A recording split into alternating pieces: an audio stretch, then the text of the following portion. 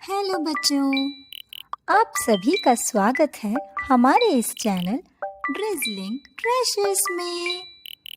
तो चलिए आज की कहानी में खो जाते हैं।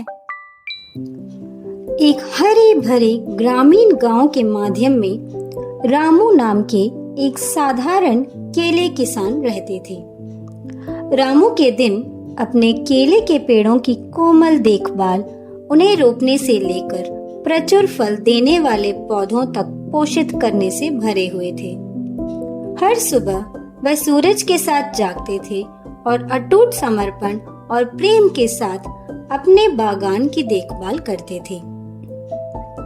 रामू के केले गांव का गौरव थे, जो अपने मीठे स्वाद और चमकीले रंगों के लिए प्रसिद्ध थे। हालांकि उनकी उपज की गुणवत्ता के बावजूद रामू को एक ऐसी चुनौती का सामना करना पड़ा जिसका बोझ उनके कंधों पर था। वह था अपने फलों को गांव के व्यस्त बाजार में बेचना। पके केलों से भरी टोकरियां लेकर रामू गांव की गलियों से गुजरते रहे, लेकिन कोई भी उनके द्वारा लाए गए मीठे पके केले नहीं चाहते थे। उनका परिवार नहीं, उनके पड़ोसी नहीं, उनके दोस्त नहीं, वो व्यापारी भी नहीं जो दूर दराज के बाजारों में केले बेच सकते थे, और हाँ, उनकी गायें भी नहीं। उन सभी ने कहा, नहीं धन्यवाद, केले बहुत मीठे हैं, लेकिन हमने बहुत ज्यादा खा लिए हैं, हम और नहीं खा सकते। रामू का दिल हर गुजरते घंटे के साथ डूबता जा रहा था। अपने प्रिय केले बेचने की उनकी उम्मीदें सुबह की धुंध की तरह धुंधली होती जा रही थी। बेचारे रामू, अब वह केले की भरपूर फसल का क्या करेंगे? हार न मानने का निश्चय करते हुए रामू ने गांव की बुद्धिमान बुजुर्ग दादी देवी से सलाह लेने का कोशिश किया। सौम्य मुस्कान और आंखों में चमक के साथ दादी देवी ने उन्हें ज्ञान की बातें दी, जिससे उनके दिल में आशा की किरण जग गई। दादी देवी से मिलने के बाद रामू बहुत खुश होकर घर लौटे। वह अपने खेत में केले उगाने के लिए वापस चले गए, परंतु वह फल अब किसी को नहीं देते थे।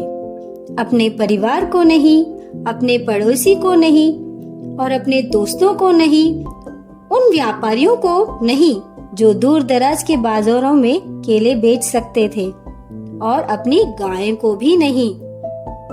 हर कोई बहुत उत्सुक हो गए ये सोचकर कि सारे केले जा कहाँ रहे हैं।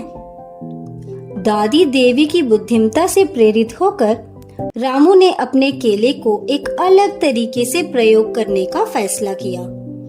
किसान केंद्र से मदद मांगने के बजाय उन्हें बेकिंग के प्रति अपने बचपन के शौक की याद आई।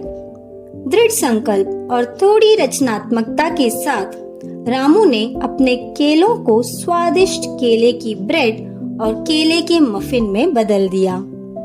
उन्होंने गांव के बाजार में एक छोटा सा स्टॉल लगाया, जहां से गुजरने वालों को अपने ताजा पके हुए माल के नमूने पेश किए।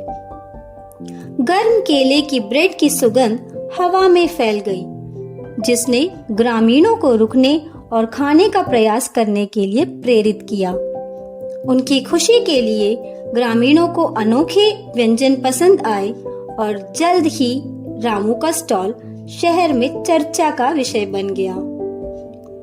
यह बात जंगल की आग की तरह फैल गई, और जल्द ही पड़ोसी गांव के लोग रामू के प्रसिद्ध केले के व्यंजनों का स्वाद लेने के लिए उनकी दुकान पर आने लगे। रामू की केले की ब्रेड और मफिन इतने लोकप्रिय हो गए कि स्थानीय कैफे और दुकानों में उनकी भारी मांग होने लगी। अपने अभिनव दृष्टिकोण के साथ रामू ने न केवल अपने केले बेचने का एक तरीका ढूंढ लिया, बल्कि एक फलता फूलता व्यवसाय भी खड़ा किया, जिससे पूरे समुदाय को खुशी हुई।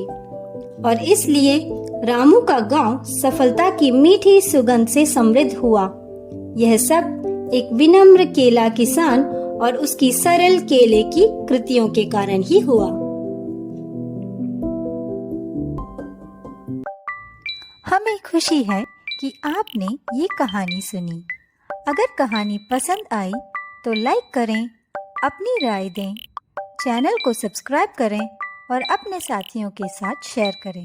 और हाँ, बेल बटन दबाना ना भूलें, क्योंकि और मज़ेदार कहानियाँ आ रही हैं। फिर मिलेंगे। अलविदा।